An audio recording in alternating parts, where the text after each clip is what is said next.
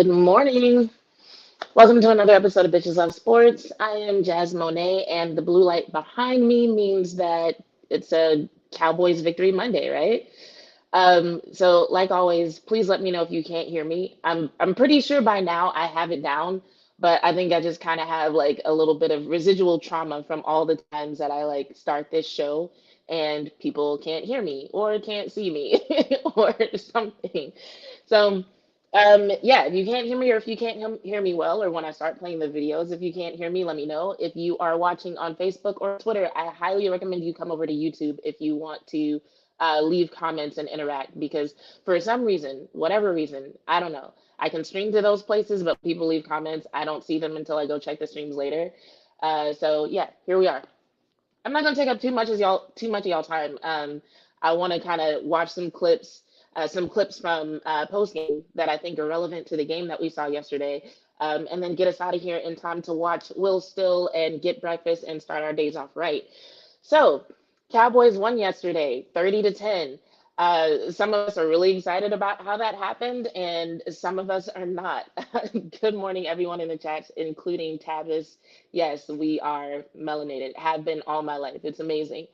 Um, so yeah, I've got some sound from head coach Mike McCarthy, a couple of comments from Jerry Jones that were interesting to me. And then, of course, if you follow me on Twitter, you know I really like what Dak had to say. So yeah, let's hop into it. I actually took notes. I don't ever write anything, but somebody got me like this Jujutsu Kaisen notebook that I absolutely love. Um, so yeah, if you ever want to know about things I love besides football, anime is definitely the way to go, and Bleach and Jujutsu Kaisen are my faves. Anyway, so I actually have notes, um, which is not even common for my shows in general. But based on these notes, we're gonna start off with Mike McCarthy sound and just some of the things that he said in general about the offense that are actually related to some of the points that I made.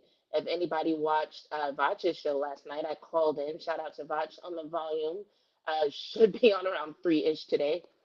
But yesterday I called in and I made some comments about the significance of time of possession and also Dak Prescott's completion rating. And nobody actually really talked about Dak Prescott's completion percentage right now, which was interesting to me for a couple of reasons that we'll talk about when we get to Dak sound. But Mike McCarthy does say something that I thought was interesting about time of possession. So let me go ahead and pull that up and we'll kind of go along with the sound.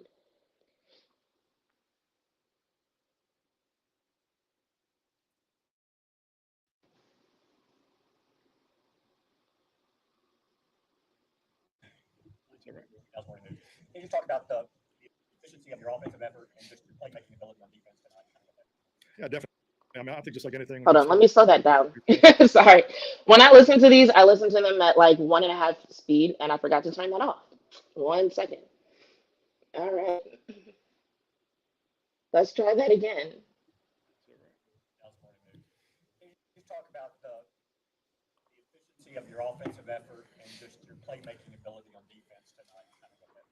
yeah, definitely. I mean, I think just like anything, when start of the week, you're playing an uncommon opponent, but it's a group that we've had a chance to watch through whole off season, and just had tremendous amount of respect for their defense. Obviously, went through a quarterback change, and we felt going in that we needed to control the ball, go a long way with efficiency, and and the guys did a great job executing the plan. What is happening? Please don't tell me of all times right now my Wi-Fi is being weird. No, that's not it. I don't know what's happening, y'all. Hold on, give me a second.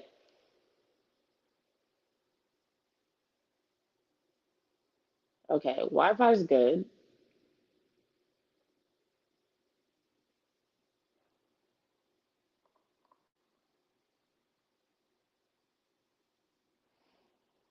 All right, I'm gonna refresh this page real quick and see what happens. Y'all can still see me, right? Okay. I don't know. Okay, we're gonna try that again. Take like three of listening to what Mike McCarthy has to say.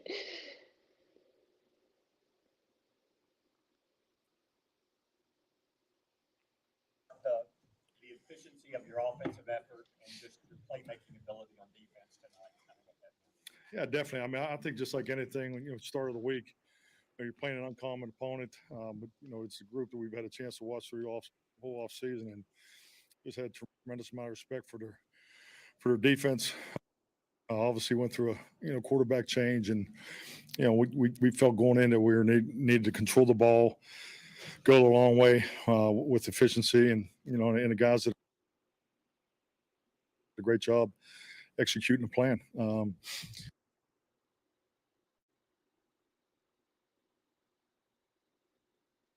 I think we're plus 20 or 20 time possession at halftime. Obviously the score was 18-10, and I think our defense.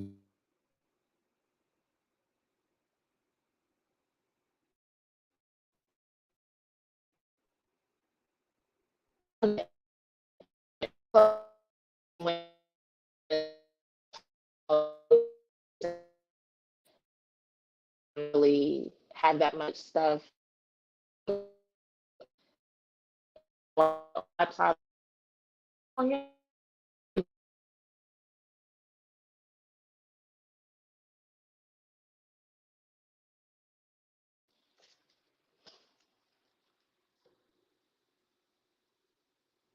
Okay. Let me know if y'all can see me. Then I know the Wi-Fi on my phone is good, because I can't tell if it's my Wi-Fi in general or if it's just my laptop being a dick right now. Can y'all see me? I think y'all can. And I think it's just my laptop that's being weird. Technical difficulties. Mercury retrograde is supposed to be over. But from what I hear, there's going to be like remnants of it until like the 30th. So I'm gonna let this connect, and I'm just gonna talk about what Mike McCarthy was saying. So one of the things that he mentioned in that first section was that in the first half, they possessed the ball for 20 minutes. And so that was significant to me because one of the things I noticed after the game was that they had a significantly high time of possession. I can't pull it up right now because my laptop is being my laptop and just like, no, fuck Wi-Fi. But it was something like 42 minutes and some seconds. So for almost 75% of the game, the Cowboys possessed the ball. And that was significant because like all offseason, they talked about play call purpose. And I think for some people, they've been wondering like what exactly that means. What exactly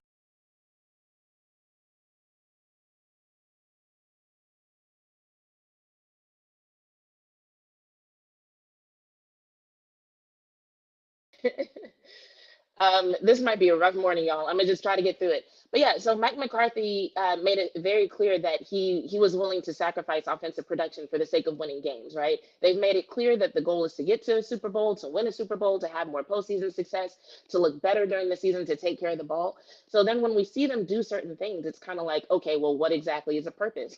And I think in some cases, we're going to see where the purpose of the Dallas Cowboys and the plays that they call is to burn the clock and is to wear out the defense and is to just keep the ball away from the other team.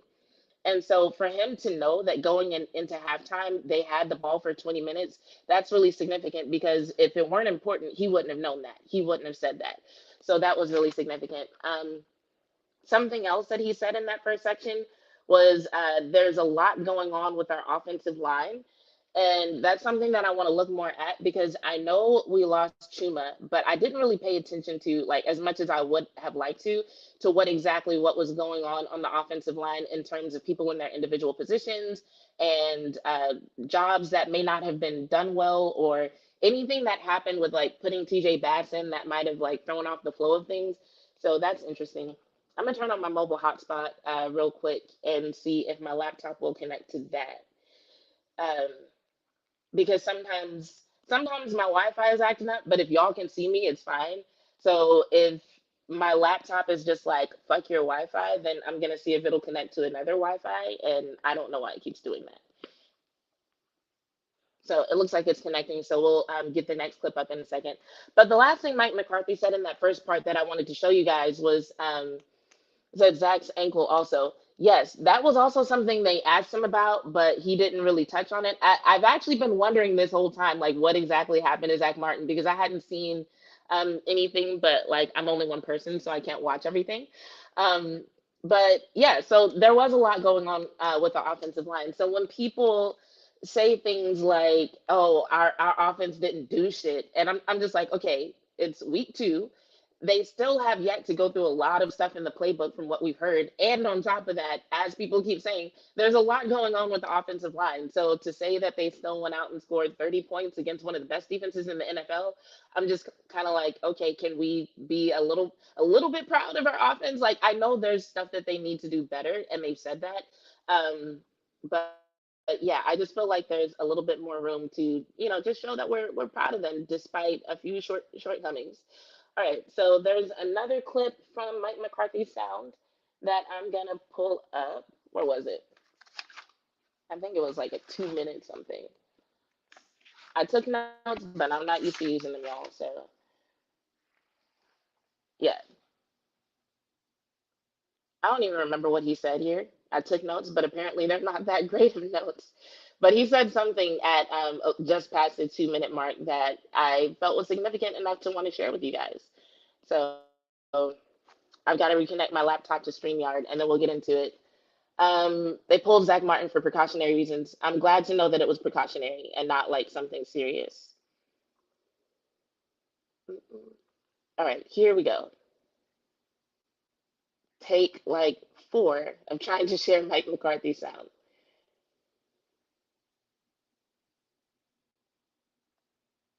Oh, we're just starting off in spin mode. This is great.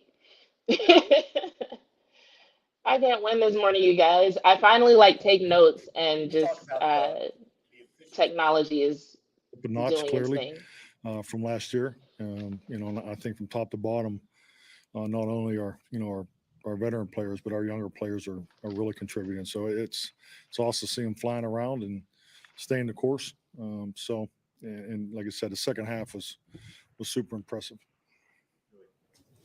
Coach, can you speak about the carries for Pollard here to 25, 72, like career highs for him in terms of carrying? I'm sorry, the 25. What'd you say for that? Carries. Okay. Can you speak to that? Workload today, Oh, yeah, definitely. I mean, Tony was going to touch the ball. I mean, that was the plan coming in. Definitely want to get Rico some and try to spread it around. We had the package in there with Deuce, so we got him some touches. This was going to be a heavy lifting day for Tony, and he carried it. Mike, CD had, I think, 11 catches, close to 150 yards. Very few of those were where he's matched up against Sauce Gardner. Did his versatility allow you to move him around and avoid that matchup or create more favorable ones? Well, I mean, we really look at it from our side of it. I mean, if you go back to training camp, and even last year, we've been moving CD around. And we were, with Brandon's injury and not playing today, we were expecting, some more double. Cover one double CD because he's been seeing that of late. Yeah, moving him around is frankly just part of our offense. Mike, this is 2 games now. We're asking you all season about Dak's interceptions. No interceptions, really only come close on one throw. Just his efficiency in these first 2 games and how he's running, what you want to do differently in this offense this year. Yeah, I just think, we've had time to, look at the past, learn from it. But this is a new year. Every week's a new challenge. This was a huge challenge for us. We had a lot of moving parts in our offensive line. Just really proud of our young players to go in there and keep it going in the 4-minute mode type offense. So, but he's took some hits out there, which we knew was going to be part of this game. But I thought he played with really good patience. Really good patience, and that's what you got to do against a defense of that caliber. Clarence, before we start talking, you had to, obviously, Brandon made a lot of field goals, but you're in the red zone and you couldn't get in the end zone. You just talk about it. Was that part of the offensive line thing? You couldn't punch it in a couple of times? Play caller was horse shit. He's got to pick it up. So, I mean, I was really proud of the offensive line just with all the changes and so forth. And, yeah, I get it. First and goal on the 6-yard line. And, the first call, they actually lined up. I think the way with Hunter being new and so forth, so there was definitely an alignment that was we weren't expecting. So, but yeah, we definitely want to punch those in. David, All right, right, so I'm gonna pause right there and talk about some of the stuff that he said. Brother Earl said, I appreciate Mike's approach within these games, aggressive but not too greedy. He's not as enamored with ego points as he is with scoring points in general. Yes, 100%. And that actually relates to what he said about like, oh, we knew Dak was gonna get hit sometimes. There were times last season I was watching and it felt like some plays were designed as though Dak wouldn't get hit, wouldn't get touched, and the offensive line was just gonna maintain the pocket for like 5 seconds or something. Like, I don't know. But it's really refreshing to hear a coach admit, yeah, we knew Dak was going to take some hits today. So, thank you. And I think Jarnell also said something about, winning Super Bowls by not lighting up the scoreboard, which I also think is significant. And it's something people don't think about, but somebody did mention something along those lines that we'll get to later. But one of the first things that Mike McCarthy said in that clip, he was talking about how it was part of the plan for Tony Pollard to get so many carries. And that was interesting because Jerry Jones almost sounded like he didn't like the fact that Tony Pollard got so many carries. And that's another one of those things where I'm like, do with that information what you will. I just know in the past people have talked about politics playing a role in what the run game looks like. And I just thought it was interesting that Mike McCarthy was like, oh, yeah, that was part of the plan. And then when we listen to Jerry talk, you'll hear him and he's just going to kind of be like, oh, I wasn't really a fan of, the carries that Tony got. Not in those words, but it's like something along those lines. He talked about CD moving around and my light went out. It's still Victory Monday though. Technology is like really fucking with me today. But he talked about CD moving around, and it'll be interesting to see how people respond to that in the future. Now that we kind of know, like, yes, CD moves around. Good morning. So yeah, I was expecting more double teams on CD as well, but I guess if he's moving around, maybe defenses don't yet know exactly how to handle that. In this next clip, he says something about the kicker that I thought was significant. So let's listen to that.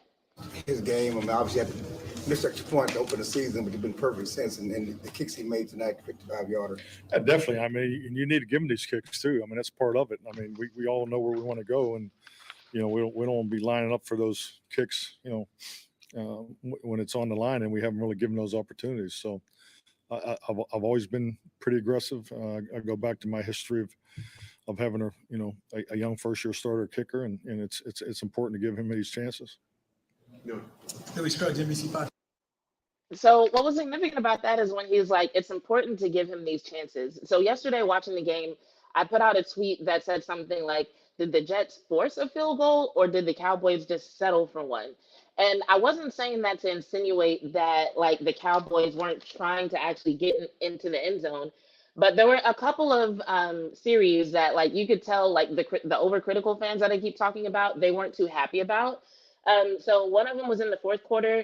It was a field goal that brought us from 27 points to 30. And the drive that led to that was we only went 5 yards. We took 6 plays and we went 5 yards. But we took 3 minutes off the clock. In 6 plays, we took 3 minutes off the clock. So I think that plays into the whole idea of the fact that like time of possession is really important to what Mike McCarthy is trying to do. And then in the third quarter, after Micah's fumble recovery, I think a lot of people were expecting us to get 6 after that. It ended up being a 3 and out. We went 1 yard, but it took 1 minute and 17 seconds off the clock. And so I wasn't trying to say that the Cowboys did that on purpose so that Aubrey could kick these field goals. But I think what we're seeing is situations where maybe in the past, the offense would have been like, no, we have to get into the end zone. We're not going to, do the smart thing or do the strategic thing and set up a good field goal. It's like we absolutely have to take risks and do dangerous things and put the ball in the air to try to get into the end zone. And Mike McCarthy's like, no, actually, if we're in field goal range, no need to take those risks. No need to open up parts of the playbook that we don't want to open up yet. We're just going to let Aubrey get practice. And he said, we know where we want to go. And all off season, all preseason, they've been very vocal about the fact that they want to get to the Super Bowl. So to me, it's like Mike McCarthy is basically saying like, hey, we know that we want to get to the Super Bowl. We know we want to win it. We know our kicker is going to play a big role in that. So if we have an opportunity to like, rather than take some kind of risk that could end up biting us in the ass, if we can just instead let our field goal kicker like get some practice, we're just going to do that because we need him to be confident. and he is confident. Last night on Twitter, I referred to him as the ball kicker, the quintessential ball kicker. But I say that because he started playing soccer in 2005 as a kid. He would have been 10 years old at the time. He started playing soccer in 2005. And then it's almost like when he got to the point where his professional soccer career wasn't really going how he wanted it to. In my mind, because everything's a Disney movie in my mind, somebody like went to him and was like, well, we've seen you kick a round ball, but can you kick an oblong ball? And he looked at them and said, I've never seen a ball that I can't kick.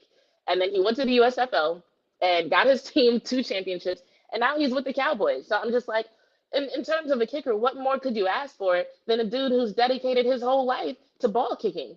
Like, he is the ball kicker, and now he's with us. And outside of that one missed field goal that was like literally his first time kicking an NFL field goal, like, he's been doing great. So if Mike McCarthy is like, yes, let's get him more comfortable, no need to take risks. We're up, our defense is doing great. So we're just gonna let him get more practice because he's gonna need that. And there's gonna come a day when we will have to take those risks, and we'll worry about that later. I'm all for it. Janelle says we can play smart knowing our defense will carry us and get the ball back. Exactly. And they definitely did do that, which is something I didn't talk about with the time of possession. It's like we had the ball for over 42 minutes. They had it for just over 17 minutes. But in that 17 minutes, our defense was on the field. They got 3 sacks and 3 interceptions. That is crazy. Like, our defense is ridiculous. Like, if the time of possession had been more even, like it was in the Giants game, can you imagine how many times Zach Wilson would have probably got sacked? It's nuts. But anyway, so yeah, that's pretty much the most important things from Mike McCarthy sound. And it's not like Dak didn't make anything happen in the red zone. Like, Dak got a couple of touchdowns, but I'm just like, we're talking about the #1 red zone defense in the league, y'all. So yes, there were a couple of times or several times we went for the field goal. I don't think that's a problem. Not in week 2, not when we have the kind of lead that we had, not when our defense is doing what we're doing, and not when we have a brand new kicker to the NFL who absolutely needs that practice. Allowed 10 points in 2 games. They allowed 10 points and they have 10 sacks, Nick. That is absolutely bananas. So yeah, for the sake of time, we're gonna skip over CD's sound because the only thing significant that CD said, he said something like the offense was outperformed by the defense. And what that made me think of was, I think it was last year where they had that competition about between the offense's touchdowns and the defense's takeaways. And so I was like, I wonder if that's what he meant by outperformed, because on paper, looking at the time of possession and how long the offense possessed the ball, they definitely did their thing. Looking at the number of points, looking at the number of yards, the offense definitely did their thing. So the only way you could feel like you were outperformed by the defense is if it's because they got more takeaways than you got touchdowns. Or maybe because they were more exciting. I was saying this about some of the fans, that like maybe some of the fans who feel like the offense, quote unquote, didn't do shit, maybe they feel that way because the defense is more exciting to watch. Like, interceptions are exciting. They're not really supposed to happen, so of course they're exciting. Whereas, like, you know, Tony Pollard making a run for a few yards, or a CD catching a ball a few yards away, I think all those things are expected, and so our fans kind of take that for granted a little bit.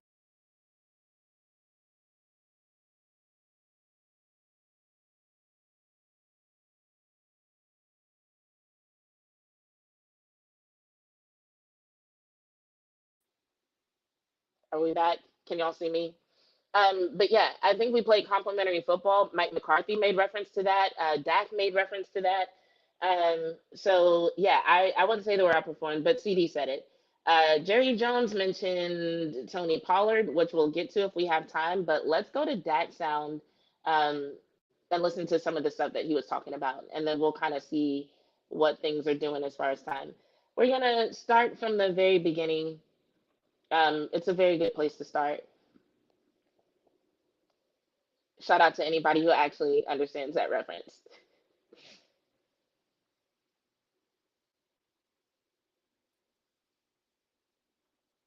Morning news. Yep, here we go. Can you just talk, about your efficiency in today's game and really in these first 2 games overall offensively, especially with the new things you're doing on offense? Yeah, I mean, pretty efficient. Yeah, I mean, Coach set out a goal, 28 completions. Obviously, we hit that. Run game did a great job. We've got to score more. We've got to get more touchdowns rather than field goals. But at the end of the day, in this league, it's about getting the job done and winning the game and being complimentary of your defense. And I think we did that. As you said, very. Complimentary of your defense. But we left a lot out there still. I mean, that's the standard of this offense, standard of this team. We expect to score touchdowns on every drive. And so when you don't do that, you still haven't hit your goal, I guess you can say. So, yeah, a lot we can do better, but overall a very efficient team win that I'm proud of. It's hard to win in this league. Mike, cell phone will start talking. I'm gonna see you still. All right, I'm gonna pause that for a second because the way that he just described what the offense did to me is an acceptable way to address not getting as many touchdowns as you like. What frustrates me about fans who have an issue with the number of touchdowns is that they say things like our offense didn't do shit or Dak sucks or some bullshit like that. I'm like, no, Dak does not suck. Our offense actually did a lot of shit. But like Dak said, yeah, there are some things that they left on the table. Yes, they do want to get better at being in the red zone, but that doesn't mean you can't be proud of what they are doing. You can still be proud of how Dak is playing, how clean the game is, how smart the play calling is, the fact that they are still putting up a lot of points despite not getting in the end zone and not, breaking out every single play in the playbook in the first 2 weeks. So from there's something at the 2-minute mark. Let's listen to you. When you look, your 2 straight games now without a pick, you didn't have that happen all This is the part that I really like. last year. Is there anything that goes to what you've done this offseason so far? What about the year before that, or the year before that, or the year before that? Well, yeah. Last year is last year.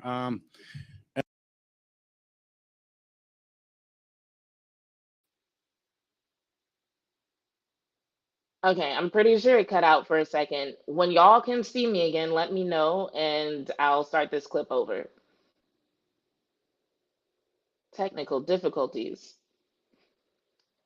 Joseph, they didn't disrespect. Well, actually, no. I'm gonna say I do think the question was a little bit disrespectful. Can y'all see me? I want to make sure. Okay, thank you, brother L. Appreciate you. All right, starting over. And when you look, your 2 straight games now without a pick, you didn't have that happen all of last year. Is there anything that goes to what you've done this offseason so far? What about the year before that, or the year before that, or the year before that? Well, yeah. Last year is last year. And it's something, I've left. And, the interceptions, all that, it's I guess when you lead the league, it'll never go away. But as I stated last year, every one of them has their story. But that's not where my mind is. It's not something I think about.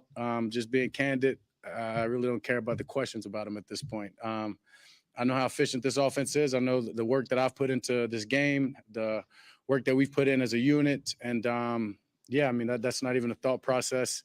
I'm going out there just trying to complete the ball, get the ball to these guys, the playmakers that we get it to them in space, let them go do their thing. And then I'm still going to take some shots. I'm still going to, not shy away from the confidence that I have and the work that we've put in on some one-on-ones and give these guys opportunities. But I don't even think about that at this point. So that whole clip was significant to me for 2 reasons. One, I love the way that Dak stood up for himself and finally said, yo, stop asking me about this shit. If I'm being real, that was kind of hot.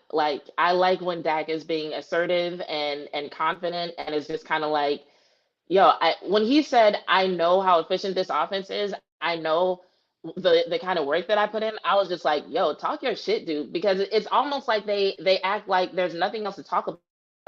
And that's the most frustrating thing to me is that it's and we're going to get to another clip that I'm just why aren't we talking about this? They asked him questions about last year's interceptions, but one of the things that's most significant about Dak's performance so far this season is that over the offseason, Mike McCarthy said, our goal is to get Dak Prescott to a 70% completion rate. That's what we want to see, 70%.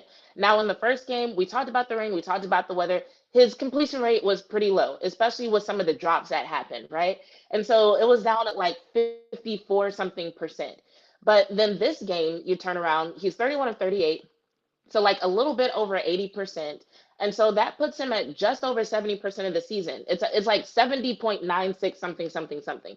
So basically 71%. So had I been in that room, I would have been like, fuck last year's interceptions. Like, Dak, let's talk about the fact that you're actually hitting that goal of 70% completion. Was that intentional? Did y'all set up the passing game today to make sure that you're hitting that goal? What's the significance of that in the overall plan of making it to the Super Bowl? Do you feel like that's as important as, kind of what Mike McCarthy was saying is like, okay, we need to make sure that our kicker has an opportunity to get some kicks in? Is it also just as important for Dak to be at 70%? I feel like there are some interesting questions to be asked there. In the clip that I'm about to show you, he talks about spreading the ball around. He got 37 targets to 9 receivers. That's amazing. Like, it's not like, oh, we're going to put CD out there. Brandon Cooks isn't here, so it's the CD show, and hopefully he can carry it, or else we're fucked. Like a couple of games that we saw last year where it was like, all right, hopefully CD can carry this. If not, oh well. But it's like Brandon Cooks wasn't there. And a lot of people were worried about that. I personally wasn't. I'm on record as saying, like, hey, let's see what Tolbert does. Let's see what MG does. And we might have to have a conversation about MG at some point, not today. But yeah, like 37 targets to 9 different receivers. Some of them were people who both carried the ball and received it. Tony Pollard was one of those people.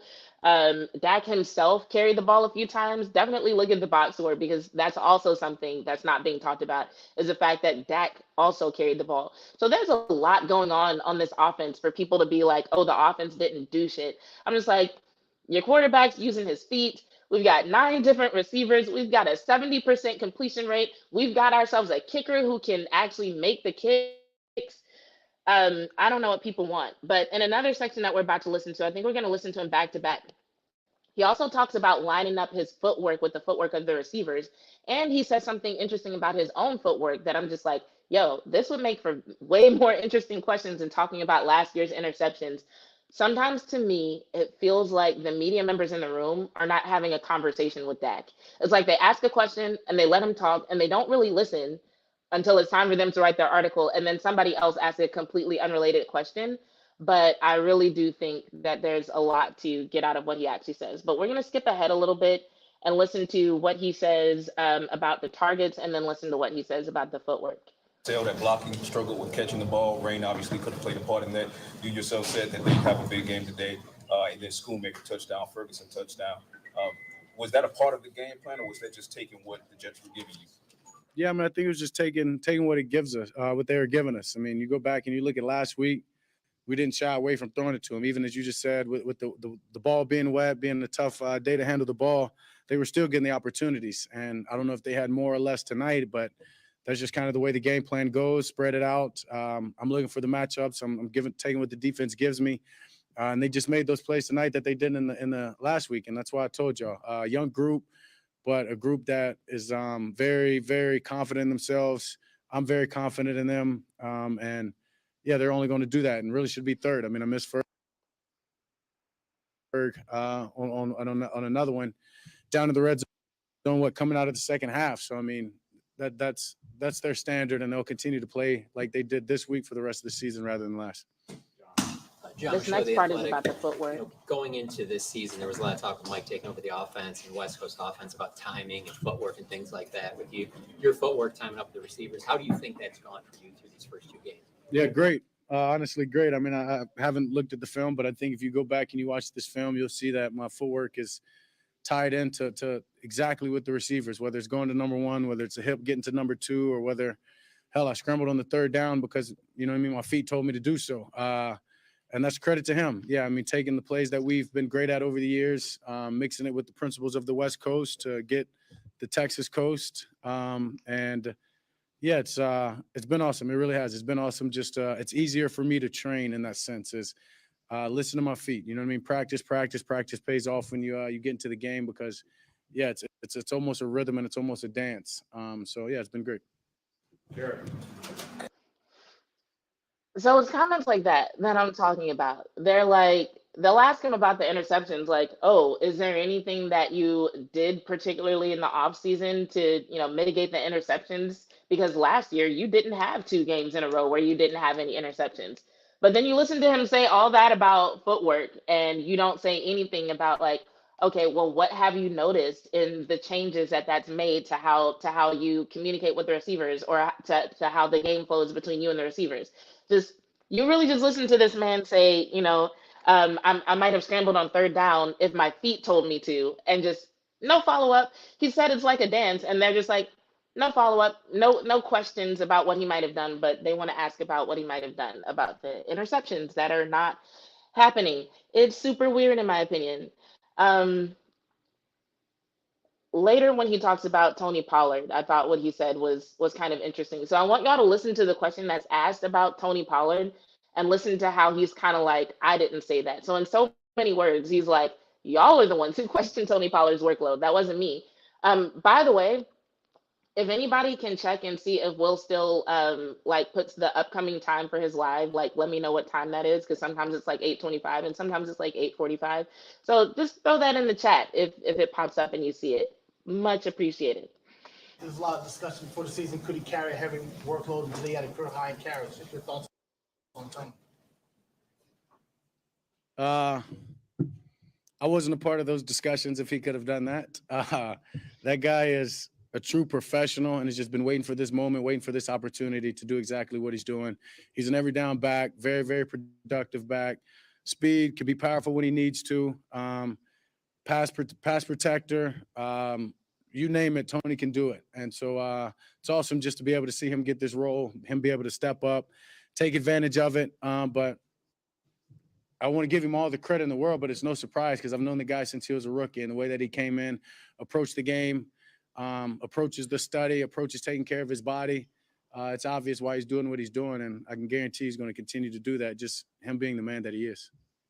Dak, Kevin Gray, one. All right, so I actually just looked it up, and so it looks like 8:30 is going to be the time that Will plans to start.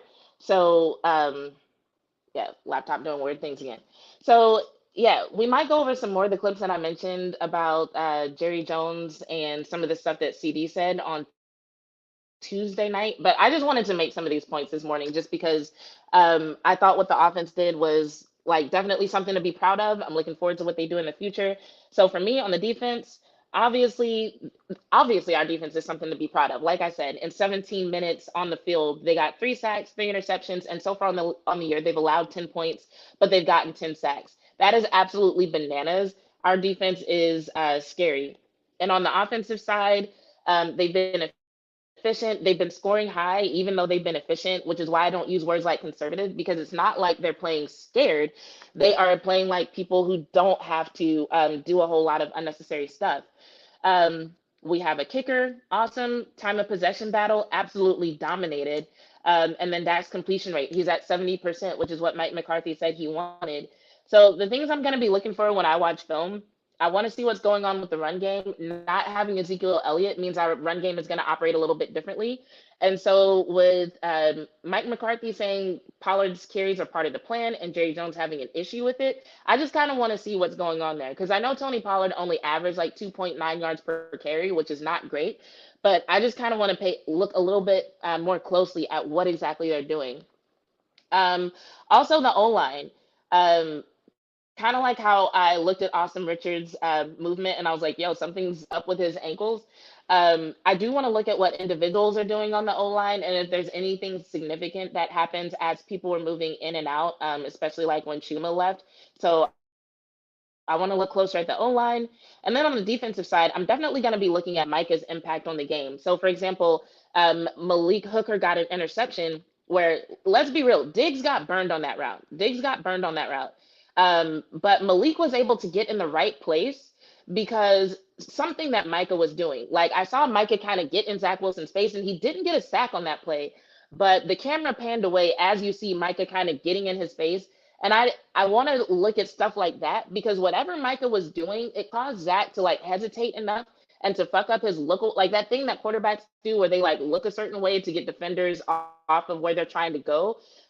Zach kind of fucked that up, and it had something to do with what Micah was doing, and it gave Malik Hooker time to get in the right place and to get that takeaway.